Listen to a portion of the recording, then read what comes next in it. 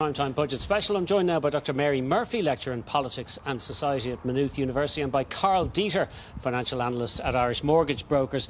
OK, Karl Deeter, if you're looking at a massive market failure, and I don't think anybody would disagree that we're looking at that at the moment, surely the only solution is to get the state to take a hand and to build houses. Well, what you've done is become part of what I call the intellectual monoculture, where that's the only possible answer. And I understand that obviously it's budget day, so everyone from the grievance industry comes out and says how bad everything is. We're actually doing a good job. But before we start to talk about spending billions, housing has started to get built. Like, there's 10,000 people homeless. Well, that's a good figure, and I'll tell you why. Because I have some new statistics there. That's just two local authorities in Dublin, Dún Laoghaire and Dublin City Council. And Fingal. In Fingal, there's 333 three-bed homes with only one person in them. There's 22 four-bed homes with only one person in them. In Dún Laoghaire, which is the richest postcode in this country, there's a five-bed house with one person in them. Now, these are all council-owned homes.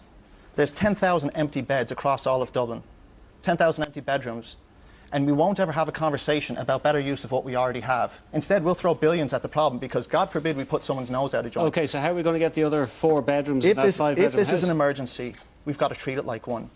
Like, the trade-off is, would you like to have a family of four living in a single hotel room, or would you like to have a conversation with a person who is under-occupying a state-owned home? Because social housing, as far as I'm concerned, it is societal. I feel I have a stake in that, as does everyone. That's why it's called social housing. The tenant isn't the owner. The state is. And the state is actually allowing a sustained level of homelessness while also allowing a sustained level of totally wrong use of housing. Waterford Council, another example, 1,050 examples of one person living in a 2- and 3-bed house.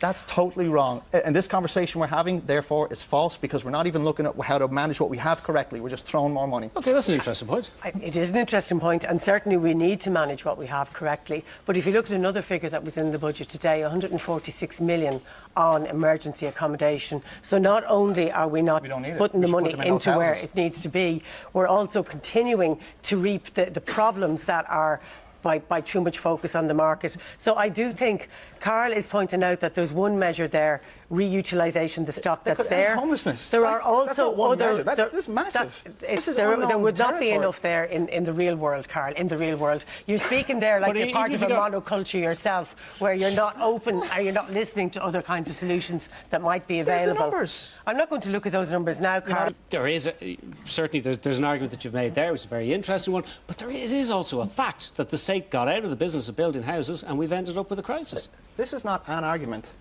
This is the argument. The argument is that we can fix homelessness tomorrow if we use what we have now correctly. Now, if you want to talk about spending billions elsewhere and just ignore the obvious fix, which is standing there in front of everyone, that's up to you. I just want to ask Karl a quick question. How are you going to get those people out of their homes? Because that's effectively what you're talking about. Well, if we had a famine and someone sat down every night with 3 meals for the state and they ate one of them and threw out the other 2, I wouldn't be long in saying, hold on, I want those other 2 meals for the starving people. So if we've got a housing famine, we've got to have a conversation with the people who are in those houses. Is that acceptable to anyone? Can we ever talk about the important things in this world? The biggest social housing development in Dublin so far this year wasn't delivered by the state. It was the Ivy Trust. They did it on state land that was allowed to go derelict. If you're trusting the state to fix this, just look at how they manage their affairs. Now, the one thing I would say is there's a land development agency. They've got pipelines of 10,000 homes coming down the line. This problem will fix. It won't be fast. But if we're not going to have a serious conversation about how we use the things we already have prudently and to use it so it's sustainable, then we're just missing the point. I'm afraid we are out of time. But Mary Murphy, Karl Deeter, thank you both very much for joining us.